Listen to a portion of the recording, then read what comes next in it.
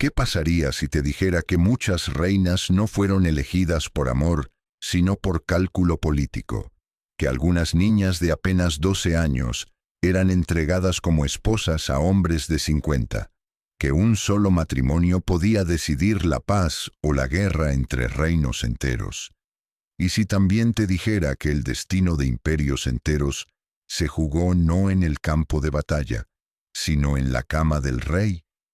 Detrás de los muros dorados de los castillos medievales se escondía una verdad mucho más oscura, compleja y peligrosa que cualquier cuento de hadas. El matrimonio real no era una celebración romántica, era una partida de ajedrez brutal donde cada reina, cada concubina y cada hijo legítimo o ilegítimo podía cambiar el rumbo de la historia.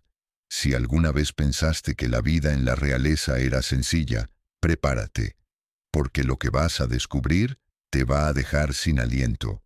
Número 1. Detrás de la corona, el lado oculto del matrimonio real medieval. Los cuentos infantiles nos enseñaron que los reyes elegían a sus esposas por amor, pero la realidad era mucho más cruda. El matrimonio real medieval era una herramienta de poder. No importaba si había afecto, lo importante era el apellido, la sangre y la capacidad de parir herederos varones. Cada boda era una operación política camuflada en ceremonias religiosas. No había lugar para los sentimientos. La reina no era una compañera sentimental, era una figura de Estado. Y si no cumplía su función, es decir, tener hijos varones y asegurar la sucesión, podía ser reemplazada o enviada al exilio. En muchos casos, su vida pendía de un solo embarazo exitoso. En la práctica, los reyes gobernaban sus matrimonios como gobernaban sus reinos, con frialdad, estrategia y conveniencia. Para ellos, casarse no era una cuestión de amor, era una maniobra geopolítica. Número 2. La Iglesia, la ley y las excusas. En Europa occidental, la Iglesia católica dictaba que el matrimonio debía ser entre un hombre y una mujer, de por vida. Pero cuando el hombre en cuestión era un rey, las reglas podían torcerse. El divorcio estaba prohibido, sí, pero había lagunas. Se inventaban excusas para anular matrimonios, que eran parientes lejanos, que el matrimonio nunca se consumó, que la esposa era hereje o incluso estéril. El caso más conocido es el de Enrique VIII, que rompió con el Vaticano, creó su propia iglesia y cambió la religión oficial de Inglaterra, solo para poder casarse con otra mujer. Pero no fue el único. Muchos monarcas aprovecharon su poder para manipular a obispos, papas o nobles, y así deshacerse de sus esposas cuando les resultaban inconvenientes. Incluso cuando no podían divorciarse, los reyes encontraban formas de ignorar a sus esposas oficiales, manteniendo relaciones paralelas con concubinas e incluso con nuevas esposas no oficiales. La ley divina era importante, hasta que se interponía en el camino del poder. Número 3. En el este, otra historia, el poder del harem. Mientras en Europa occidental se forzaba la monogamia, en el mundo islámico y en partes de Asia reinaba la poligamia institucionalizada. En el Imperio Otomano, por ejemplo, el sultán no solo podía tener múltiples esposas, sino que dirigía un harem con docenas o incluso cientos de mujeres. Pero el harem no era solo un lugar de placer, era un centro político de alto nivel. Cada mujer del harem representaba a una familia noble, a una región aliada o a un interés estratégico. Algunas de estas mujeres se convirtieron en figuras tan poderosas que dirigieron el imperio en nombre de sus hijos. El ejemplo más claro es Kösem Sultán, quien gobernó de facto durante años a través de sus hijos y nietos, controlando la corte desde las sombras.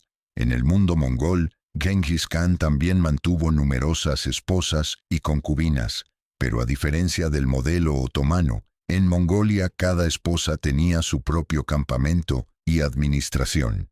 Su esposa principal, Borte, tenía autoridad sobre las demás y jugó un papel clave en las decisiones estratégicas del imperio. Cada matrimonio era una alianza que unía clanes, reforzaba lealtades y ampliaba el dominio del Khan. Número 4. Esposas fantasma. Matrimonios no reconocidos por la Iglesia. Muchas uniones reales medievales no eran reconocidas por la Iglesia, pero sí por el pueblo y por las costumbres locales. En las regiones nórdicas, por ejemplo, existía el matrimonio por apretón de manos, o handfasting, donde bastaba un acuerdo verbal para sellar la unión. Era un pacto informal, sin sacerdote, sin documentos, pero con consecuencias reales. Estas mujeres vivían con el rey, criaban a sus hijos, gestionaban palacios y hasta ejercían influencia política, pero legalmente eran invisibles. No podían ser coronadas, no podían reclamar dote ni herencia, y sus hijos quedaban relegados, a menos que el rey decidiera reconocerlos. Esto generaba conflictos. Si una de estas esposas fantasma lograba convertirse en la favorita del rey, podía desplazar a la reina oficial, generando rivalidades en la corte, luchas de poder y hasta guerras civiles por la sucesión. Número 5. Matrimonios en serie. Cuando la reina muere, otra toma su lugar. La esperanza de vida en la Edad Media era baja, incluso para la realeza. Las complicaciones durante el parto eran una de las principales causas de muerte entre las reinas. Por eso, los reyes solían casarse varias veces. No por gusto, sino por necesidad. Sin una esposa, no había herederos; sin herederos, no había dinastía. Un ejemplo es el rey Fernando II de Aragón, quien se casó por primera vez con la princesa Germana de Foix, pero tras su muerte, contrajo matrimonio con Isabel de Castilla, con quien unificó España. Esa segunda boda cambió el destino del país para siempre. Estos recasamientos muchas veces se hacían en menos de un año después de la muerte de la reina anterior. No había tiempo para luto. El reino necesitaba continuidad, y el útero de una nueva reina era la única garantía de supervivencia dinástica. Número 6. El matrimonio como tratado de paz. En la Edad Media, los matrimonios reales no eran celebraciones privadas, eran acuerdos diplomáticos. Cuando dos reinos necesitaban detener una guerra o formar una alianza estratégica, lo más efectivo no era firmar un tratado, era casar a sus hijos. Un ejemplo notable es el matrimonio entre Leonor de Aquitania y Enrique II de Inglaterra. Esta unión no solo unió a dos casas nobles, sino que cambió por completo el equilibrio de poder en Europa occidental, dando lugar al Imperio angevino. El matrimonio duplicó las tierras bajo control inglés y desató décadas de tensiones con Francia. A veces, estos matrimonios sucedían entre niños. Dos infantes eran prometidos antes de caminar, y al llegar a la adolescencia, ya estaban casados por razones que ellos mismos no comprendían. El amor no tenía cabida. La obediencia política lo era todo. Número 7. La dote, el dinero, tierra y poder. Casarse con una princesa no salía gratis. Las familias nobles pagaban enormes sumas por el honor de entrar en la realeza. A esto se le llamaba la dote. Pero no eran simples regalos, era una inversión, un trato, una garantía. Una dote podía incluir cofres de oro, tierras, castillos, joyas, ganado, e incluso derechos comerciales. En 1234, Margarita de Provenza, al casarse con Luis IX de Francia, llevó una dote que incluía fortalezas enteras. En otros casos, como el de la infanta española Catalina de Aragón, la dote consistía en dinero, bienes y promesas políticas que vincularon a Inglaterra y España por generaciones. Si una esposa moría sin haber producido un heredero, a veces la familia exigía que la dote fuera devuelta, lo que podía llevar a conflictos diplomáticos. La dote era tan importante como la propia esposa. Y en más de una ocasión, valía más. Número 8. Princesas entrenadas como soldados diplomáticos. Desde niñas, las futuras reinas eran educadas para gobernar. Pero su campo de batalla no era el frente, era la corte. Se les enseñaba idiomas, música, danza, etiqueta, religión, filosofía, y sobre todo, cómo sobrevivir en un entorno hostil lleno de intrigas. En algunas cortes, como la borgoñona, la educación femenina alcanzaba niveles excepcionales. Una princesa debía saber entretener, mediar disputas, leer tratados, y si era necesario, comandar una región o un ejército en ausencia del rey. También eran entrenadas para no mostrar emociones. Una reina que lloraba perdía autoridad. Una que sonreía demasiado podía ser considerada frívola. Cada gesto contaba. Cada palabra podía costar alianzas o provocar enemistades. Eran estrategas, diplomáticas, maestras del disimulo. Número 9. Exámenes médicos y selección física de reinas. La belleza era importante, sí, pero no tanto como la capacidad para concebir. Antes de concretar una boda, las princesas eran sometidas a evaluaciones médicas. Se examinaban sus caderas para verificar si serían aptas para el parto, sus dientes para asegurar buena salud, y su piel para descartar enfermedades visibles. Algunas cortes iban aún más lejos. En ciertos casos, las parientes femeninas eran evaluadas para comprobar que no había infertilidad hereditaria.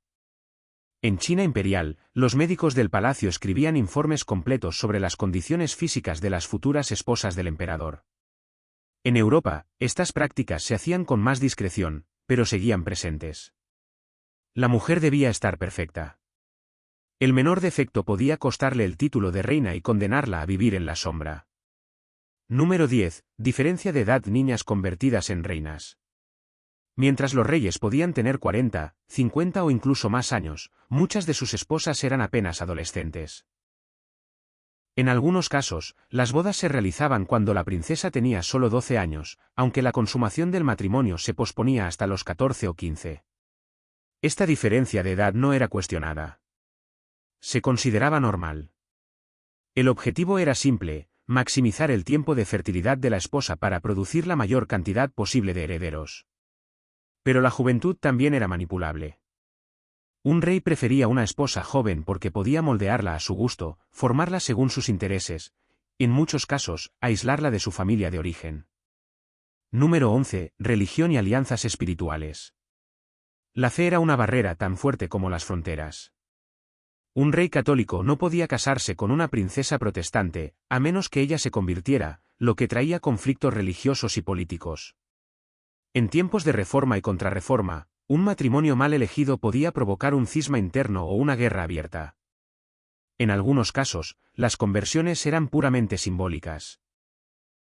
Una princesa fingía adoptar la religión de su esposo para cumplir el trámite, mientras seguía practicando su fe en privado. Pero si se descubría esta doble vida, las consecuencias podían ser catastróficas. Número 12. Herederos: cuando tener hijos era cuestión de Estado. La presión para tener hijos, especialmente varones, era inmensa. Cada nacimiento era celebrado como una victoria nacional. Pero cada aborto espontáneo, cada hija nacida en lugar de un hijo, era una derrota personal y política. Los reyes necesitaban herederos varones para asegurar la continuidad dinástica. Una reina que no los proporcionaba podía ser repudiada. El caso más famoso fue el de Catalina de Aragón, quien perdió el favor de Enrique VIII al no producir un heredero masculino sobreviviente, lo que llevó a la creación de la Iglesia anglicana. Número 13. Rivalidades entre hermanos: el trono se hereda, o se arrebata. Cuando un rey tenía múltiples hijos varones, el problema no era la sucesión. Era la competencia. Muchos príncipes crecían con la certeza de que serían reyes, solo para descubrir que su hermano mayor tenía más apoyo. Esto generaba conflictos familiares que a menudo terminaban en guerra. Algunos príncipes se rebelaron, otros se aliaron con enemigos del reino, y algunos incluso asesinaron a sus propios hermanos. La historia está llena de sangre derramada entre herederos de la misma cuna. Número 14. El destino de las princesas: peones en el juego diplomático. Las hijas de reyes rara vez decidían su destino. Eran prometidas desde niñas a príncipes de otras cortes, muchas veces extranjeras, con culturas, idiomas y religiones distintas. Su misión era clara: sellar una alianza, dar herederos, y no causar problemas. Una vez casadas, pocas regresaban a su tierra natal. Algunas se adaptaban, otras sufrían en silencio, y otras tantas eran enviadas a conventos o ejecutadas si caían en desgracia.